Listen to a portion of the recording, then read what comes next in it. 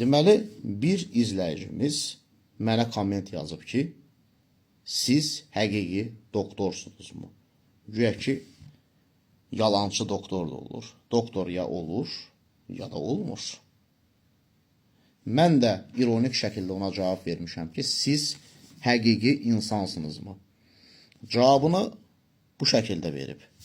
Yox, biraz diqqətli seçək kəlmələri, mən sizin insanlığınızı deyil, doktor olduğunuzu sorğuladım. Məsələ burasındadır ki, sorğulamaq belə niyyətə bağlıdır. Sorğularkən hansı niyyətdə olmağımız birbaşa sizin insanlığınızı müəyyən edir.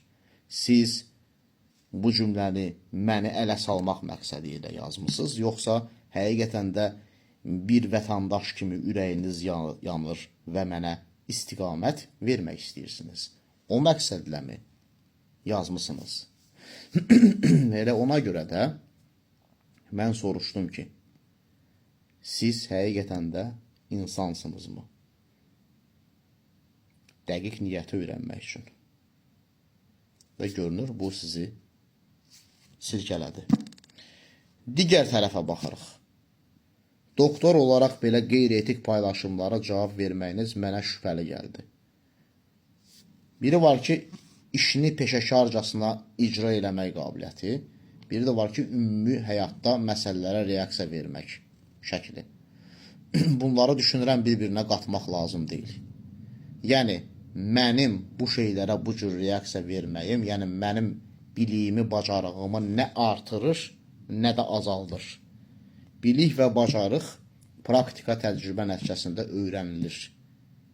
Əməliyyat eləməkdirsə, cərrahi əməliyyatların texnikalarıdır. O cümlədən diş həkimliyidirsə, diş həkimliyində olan, deyək ki, diş çəkmə və yaxud da siniri çıxartma, plomb qoyma texnikalarıdır və yaxud da psixoterapevtik texnikalardır. Yəni, bundan bunu bir-birindən ilk öncə ayırmaq lazımdır. Yəni, bu ikisi hökmən deyil ki, bir-biri ilə əlaqəli olmalıdır. Yəni, ən azından bunu dərk eləməyən insan yüksək intellekt sahibi deyildir.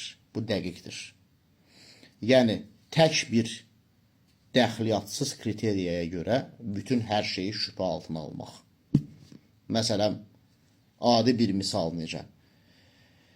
Bir xanıma həyat yoldaşı, yəni əri xəyanət edir və xanım belə bir nəticəyə gəlir ki, bütün kişilər hamısı artıq xəyanətkardır, kişilərə güvənmək olmaz. Bu reallığı mı ifadə edir?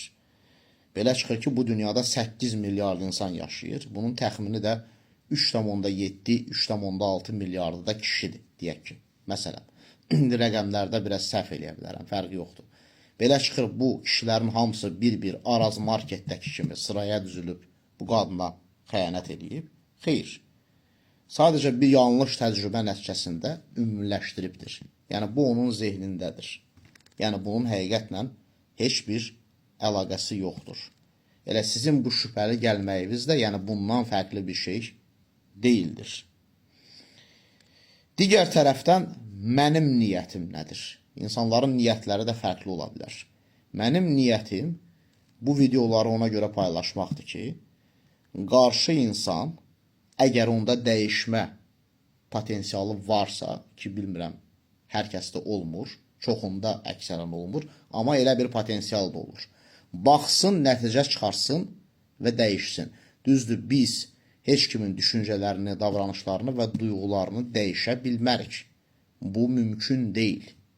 Biz birinin düşüncələrinə, davranışlarına, duyğularına yön verə bilərik, istiqamət verə bilərik, tövsiyə verə bilərik. Yəni, o şəraiti yarada bilərik ki, insan özü-özünü dəyişsin. Yəni, mən də bir anlamda o insanın özü-özünü görməsi üçün şərait yaradıram. Nəticəsi olubmu? Bəli, bir 7-8 nəfər insan mənə direktə yazaraq həqiqətən də səhv elədiklərini və belə şeylərin bir daha təkrarlanmayacağını deyiblər. Və həqiqətən də mən illər ərzində bunun şahidi olmuşam. Demək ki, nədir? Dəyişmə potensialı olan insan dəyişə bilər. Biz hər kəsi dəyişdirə bilmərik. Lakin, əgər bir nəfər belə dəyişirsə 10 milyon insandan, bu bizim uğurumuzdur. Yəni niyyət bundan ibarətdir. İndi nəticəyə gəlirik.